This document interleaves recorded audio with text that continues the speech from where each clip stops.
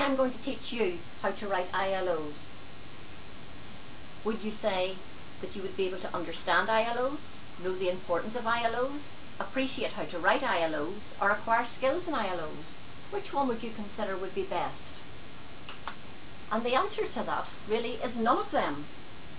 Because words like know, understand, be familiar with, appreciate, be aware of, these words cannot be measured. When writing intended learning outcomes, you must say how it will be assessed. The assessment process begins with having a clear and shared idea of what it is we're trying to measure. In many instances, this is the most difficult, but most important step in the process. The appropriate assessment measures become apparent after the intended learning outcomes are clearly described to the student. They need to construct meaning from them.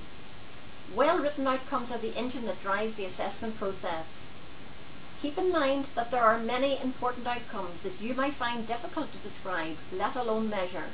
But an important outcome should not be abandoned simply because you cannot think of an easy way to measure it. What about this one? Identify intended learning outcomes that are SMART. Yes, it's certainly a strong verb when we look at identify. However, you're not able to construct meaning from this because it's not clear what it is you're going to do. What about this one?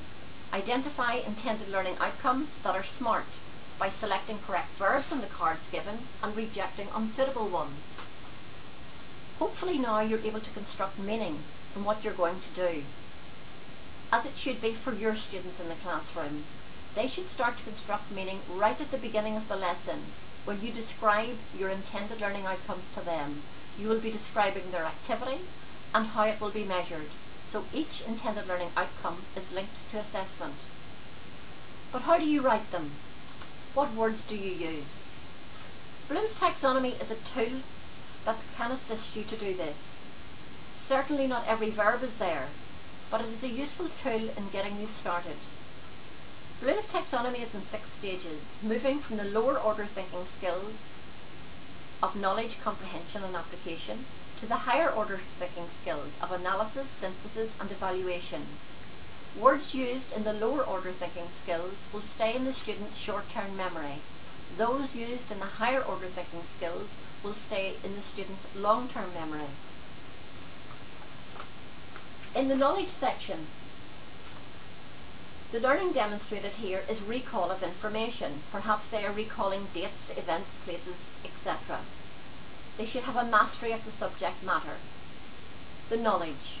Verbs to use here would be students can list, define, tell, describe, identify, show, label, collect, examine, etc.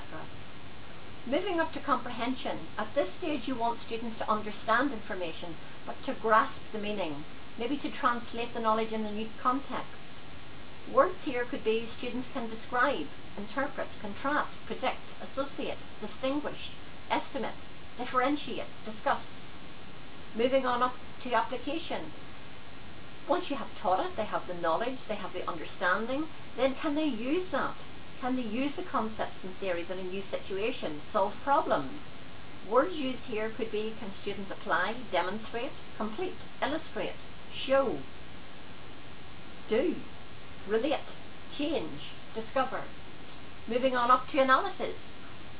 In this category, things are more difficult. You're asking students then to analyse, to divide, to compare, to explain, etc.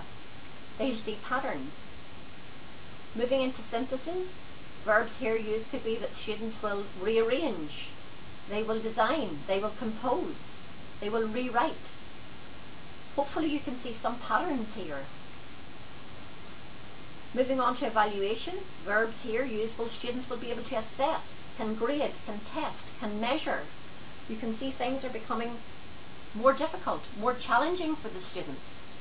You can use Bloom's taxonomy also when you're questioning students to allow you to move up the taxonomy and create more challenge in the classroom. If I was to do another 2 intended learning outcomes with you, I would want to move you up the ladder. I might suggest as a second intended learning outcome that you would critique another, or no, perhaps you would produce intended learning outcomes for a lesson that you're going to deliver. and discuss with a colleague how students could construct meaning from them. And in using the word produce, it's moving you up to the application side. Then if I wanted to move you further up the ladder to critique, you might critique another colleague's intended learning outcomes, discuss their value with the whole group, maybe using teacher PowerPoint to aid your explanation.